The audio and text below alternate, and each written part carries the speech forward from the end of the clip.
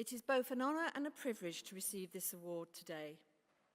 Had you told the 6-year-old girl who stammered and struggled to read that I would be here now, she wouldn't believe it. I always knew I wanted to be a nurse and would play hospitals with my younger sister, bandaging up the dolls and the poor dog.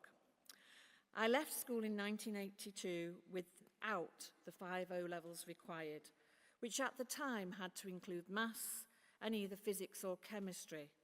Not easy subjects for an undiagnosed dyslexic. We were just called thick in those days.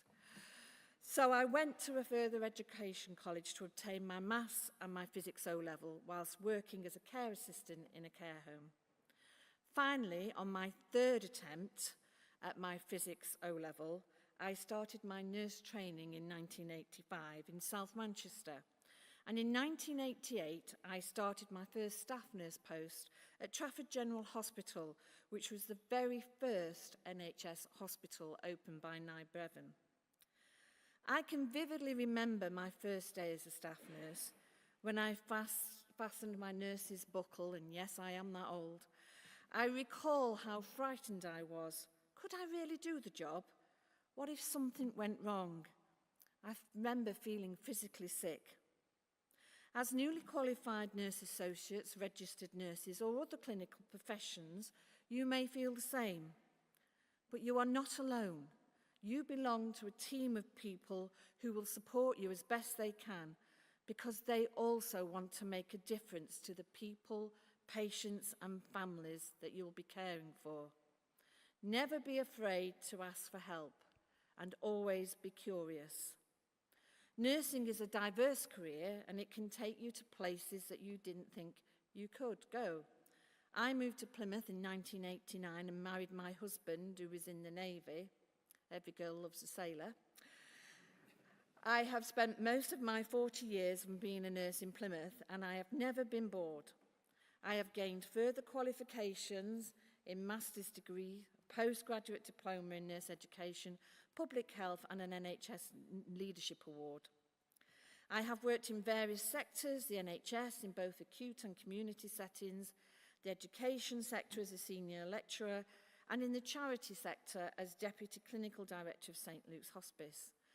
And I am now the Regional Senior Nurse for NHS England, where my role is to work with the NHS and social care and universities to ensure that we have a future supply of nurses and midwives to meet our population's needs. Ensuring a good quality student experience is a key element of my role. And here I would like to congratulate Marjon University again in being in the top 5 universities in the country for student experience. It's a remarkable achievement, which is testament to all the hard work and the dedication of the staff. For those of you who are graduating as nurse associates today or nursing, many congratulations. You've made it. I know how hard you've worked to get here and the sacrifices you have made. You have chosen one of the most rewarding careers. There will be times when you feel tired and days when you will struggle, but never lose sight of why you came into nursing, because you wanted to make a difference. I have never forgotten when I was working on a female orthopaedic ward. I was walking down the ward and 5 hands went up for a bedpan. When I was helping one of the patients onto the bedpan, I was curious as to why she hadn't asked the nurse that had just walked down past her in front of me. She looked at me and said, "Oh, well, you've got a bedpan face."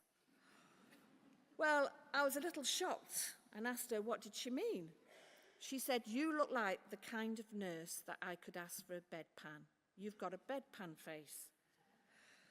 So as I'm approaching the final years of my nursing career, today I feel like I'm passing on the baton of my next generation of nurses.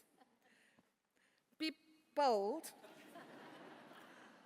be curious, never stop learning, be ambitious and enjoy your future careers. I wish every single one of you every success and happiness in your careers as nurses, but please Never lose your bedpan face. Thank you.